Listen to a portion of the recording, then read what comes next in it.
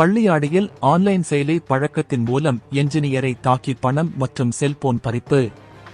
கன்னியாகுமரி மாவட்டம் மார்த்தாண்டம் அருகே உள்ள உண்ணாமலை கடை பகுதியைச் சேர்ந்தவர் வினுகுமார், வயது 39. என்ஜினியரான இவர் செல்போனில் கிரிண்டல் செயலியை பதிவிறக்கம் செய்து அதை பயன்படுத்தி வந்துள்ளார். இந்த செயலி மூலம் பள்ளியாடி பகுதியைச் சேர்ந்த பெண்டர் பெண், வயது 20, சாலமன் பிரபு, வயது 24 மற்றும் வேறொருவருடனும் வினுகுமாருக்கு பழக்கம் ஏற்பட்டுள்ளது. இந்த நிலையில் நேற்று முன்தினம் காலையில் வினுகுமாரை அவர்கள் பள்ளியாடி அருகே உள்ள குழிக்கோடு பகுதியில் வரும்படி அழைத்துள்ளனர்.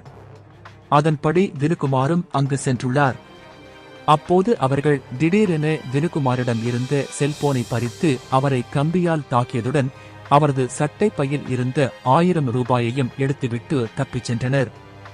இதில் காயமடைந்த வினுகுமார் தக்கலை அரசு மருத்துவமனையில் அனுமதிக்கப்பட்டார். மேலும் இதுகுறித்ததான புகாரின் பேரில் போலீசார் 3 பேர் மீதும் வழக்கு பதிவு செய்து விசாரணை நடத்தி வருகின்றனர்.